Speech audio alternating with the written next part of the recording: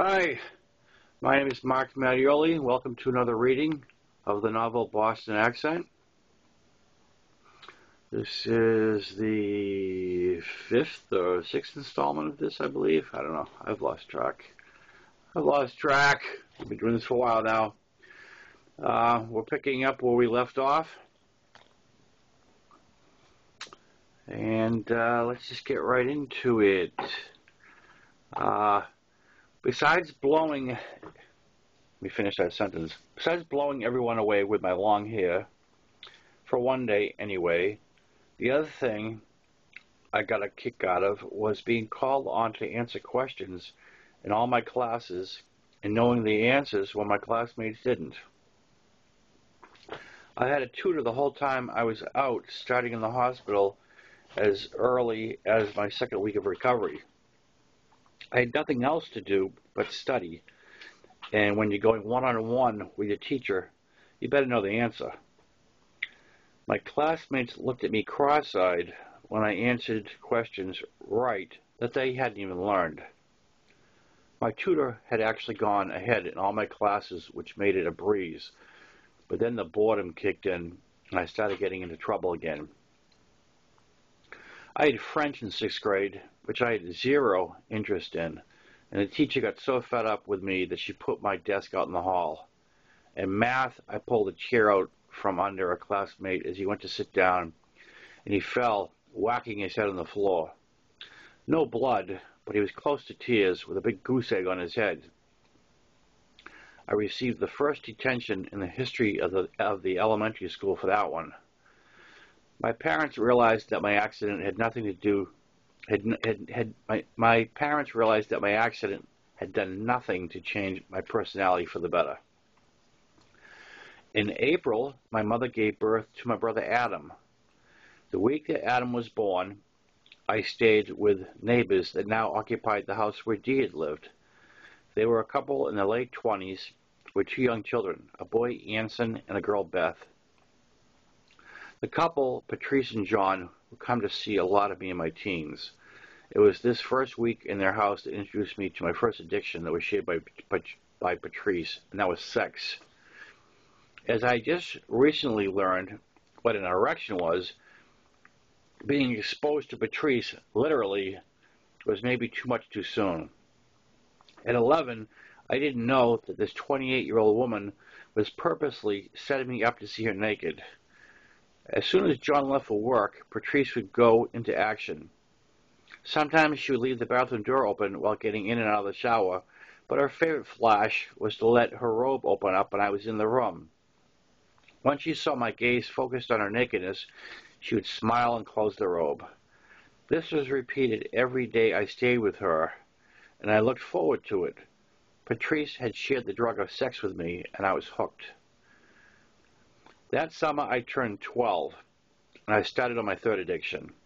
My second was tobacco, which I had been using at the rate of up to 4 cigarettes a day that I stole from my mother's pack.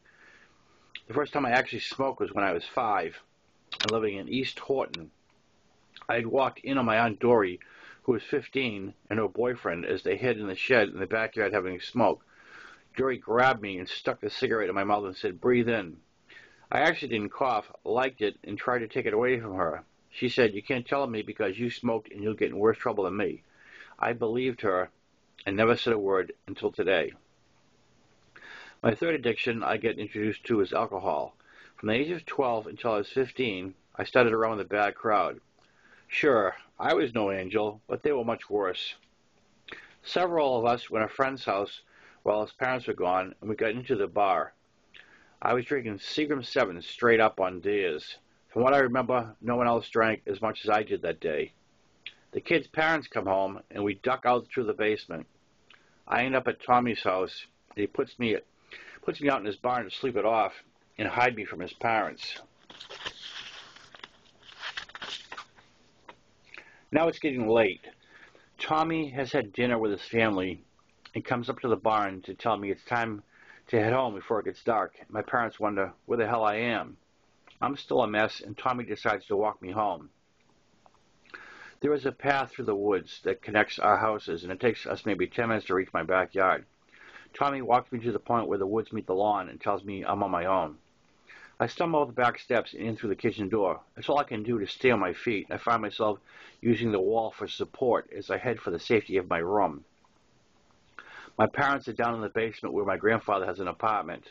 He sold this house in East Horton and moved in with us the year before. My mother yells up to confirm it's me and not a mass murderer and tells me my supper is in the oven.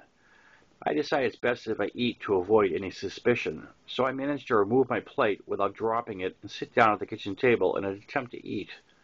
I get maybe halfway through a plate of spaghetti when I start feeling ill. My mother is in the kitchen now, and I tell her I'm full and stand up and to head to my room, leaving my plate on the table. I misjudge the doorway that leads into the hall and sideswipe the wall. I then overcorrect, and as I enter the hallway, I take a header into the wall. My room was the last bedroom at the end of the hall, and I looked like a human pinball machine as I bounced back and forth across the hall, knocking down pictures as I went. I made it to my bed and collapsed. As I lied there with my head spinning, thinking, wow, nobody said anything. Maybe I'll get away with this. My mom came into the room and said, "What's wrong with you?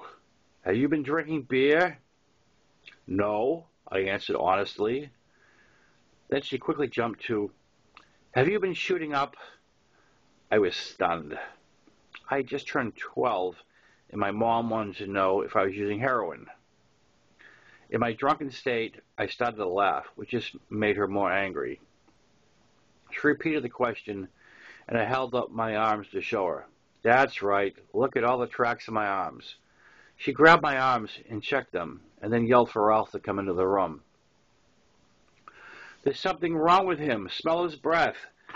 Ralph bent down near my face, sniffed, stood back up straight, mumbled something, and left the room. Under her breath, I heard her say, "I'm telling your grandfather," as she heads back downstairs. I lay there for maybe 5 minutes, waiting for my grandfather to come in, and then I made a serious mistake. I closed my eyes. Almost immediately, the room started spinning, and I jumped up and ran for the bathroom. It was my first sequel, Spaghetti Part 2. My mother could hear me puking from downstairs and yells up, "Are you okay?" "Never been better," I answer, and she follows up with, "That'll teach you." I wish it had. It's the 1-year anniversary of my accident, and my mom grounds me for the weekend to keep an eye on me. Superstition seems to run in our family.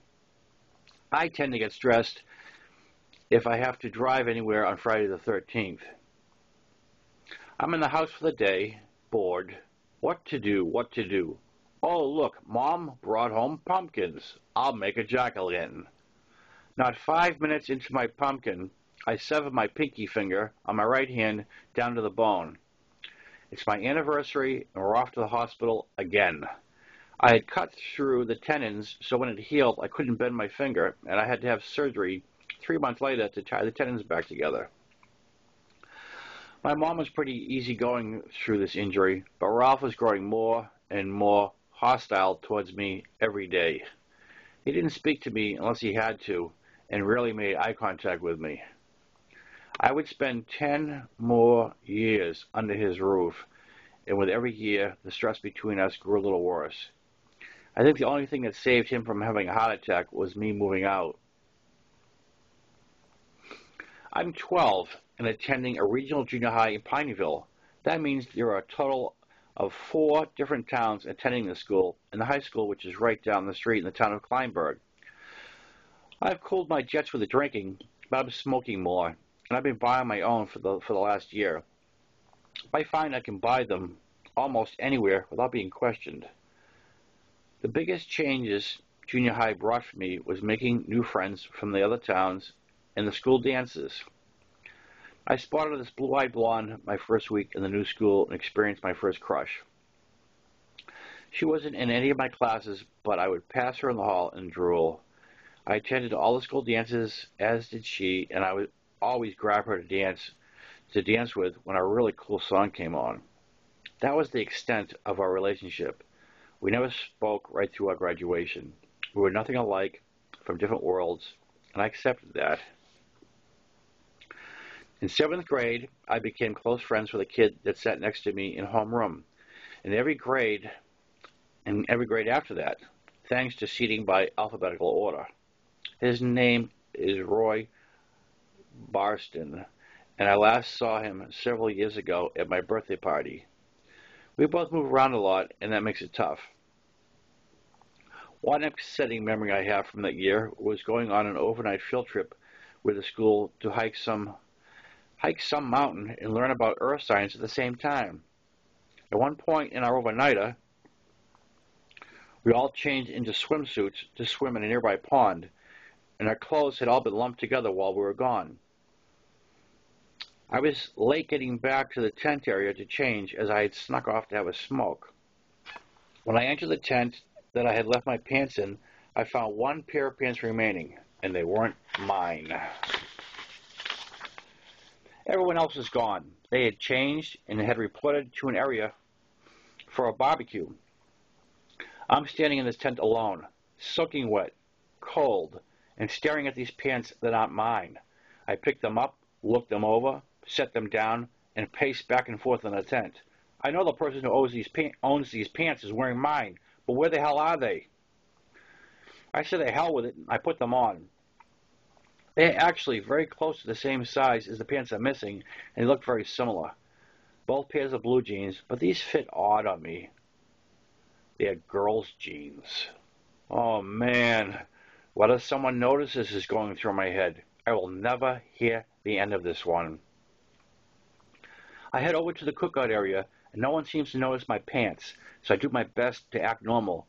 But what I'm doing is walking around checking every girl's pants to see if I can spot mine. While I'm in the middle of what must look like a close examination of every girl's behind, I hear this one girl say, "She's lost something that was in her pocket." I see a girl my height frantically checking her pockets. I reach into my pockets and pull out a $20 bill I didn't have. Bingo! I move quickly to her side, and trying to keep as low profile as possible, I tell her, "You're wearing my pants." I pull the 20 out and show it to her, and she stares at me with her mouth gaping, totally clueless, and then she stares at her pants and then back to mine. "Oh my God, I'm real sorry," as her face turns scarlet. "No problem, let's get changed quick before anyone notices," as I'm already heading back to the tent. Once again, as with my dance partner, we never spoke again. We attended school together for 6 years. Okay, I'm going to end that right there for the day. And we'll pick this up again in the near future. Hopefully tomorrow we'll do this again. Same time. Not the same time, but same bat channel. And once again, I'm reading the novel Boston Accent. It's available on Amazon.com in paperback and Kindle. And I hope you like it up to this point. And if you don't have, it's going to take a long time to read this. So if you'd like to get ahead of me, go to Amazon.com and pick this sucker up. All right? I'll see you real soon. Ciao.